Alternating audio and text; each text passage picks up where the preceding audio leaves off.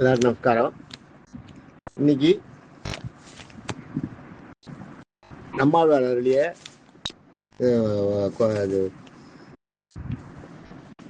2வது நூறுல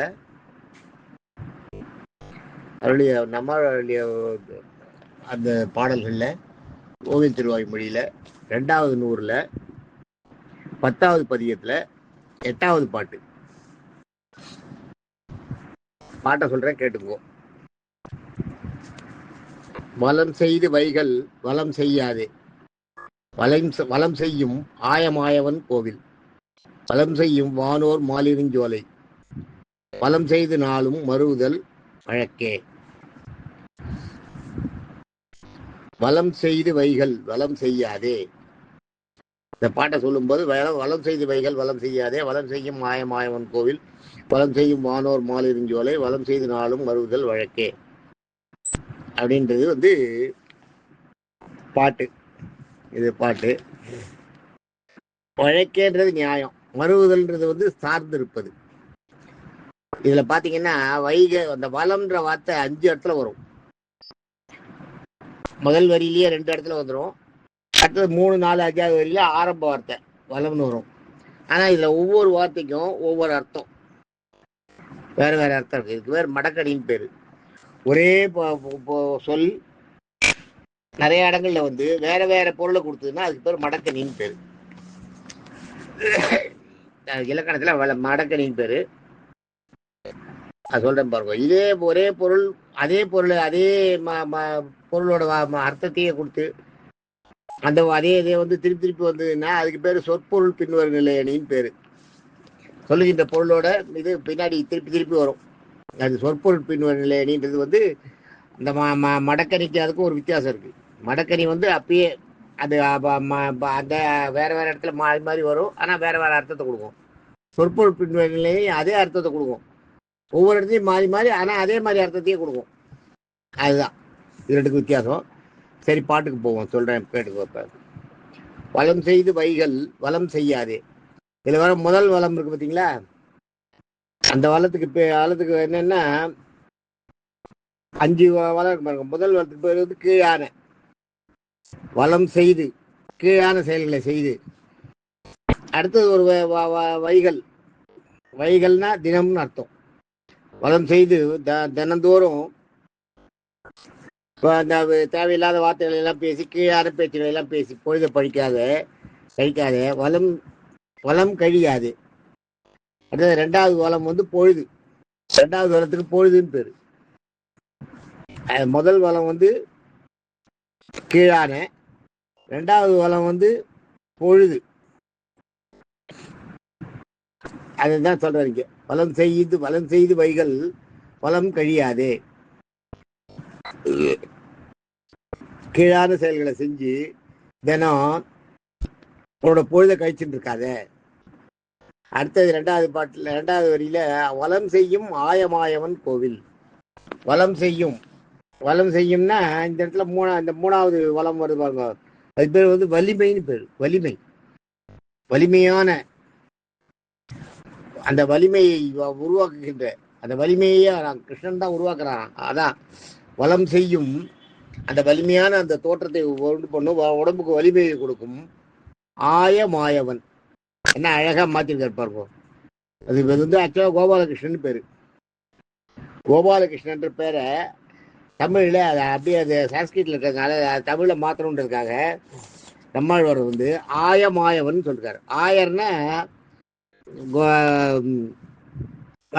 அந்த இடையர்குல செல்வன் ஆயர்.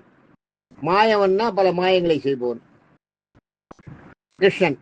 அதுதான் ஆயன்றது. அந்த இடத்துல கோன்றது பசுக்களை மேய்ப்பவன் அர்த்தம். பாலன் பசுக்களை மேய்க்கின்ற சின்ன பையன், இடைப்பையன். அதுதான் இங்க கோபாலன்றதுதான் இங்க ஆயமாயவன் மாத்திருக்கார். பாத்துக்கோ, அது எவ்வளவு அழகா இருக்கு பாருங்க. அந்த வார்த்தையே நம்மளுக்கு சொல்றதுக்கே, கோபாலன்றதுக்கே எவ்வளவு கோபாலகிருஷ்ணன் சொல்றோமே, அதான் பாருங்க. ஆயமாயவன் கோவில்.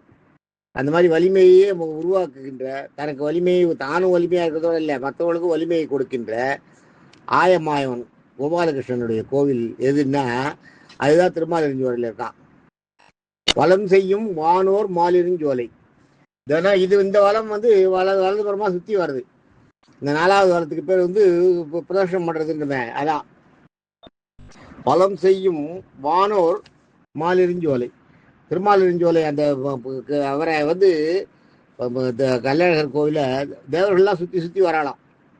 அதான் வலம் செய்யும் வானோர் மாலிருஞ்சோலை.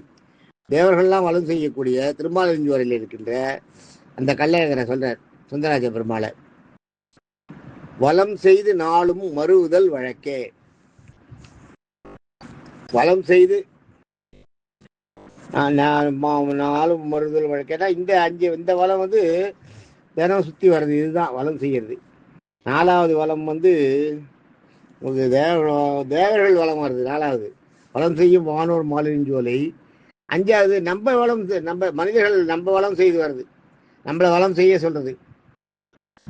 வலம் செய்து நாளும் மறுவுதல். மறுவுதல்ன்றது வந்து நிரந்தரமாக கூடியிருத்தல். நம்ம தினம் சேவிச்சுட்டு தினம் அங்கே பிரவேசனம் பண்ணிட்டு அங்கேயே இருக்கணும், அங்கேயே பெருமாளோட ஐக்கியமாயினுன்றார். அதுதான் நியாயம் அப்படின்னு சொல்றார்.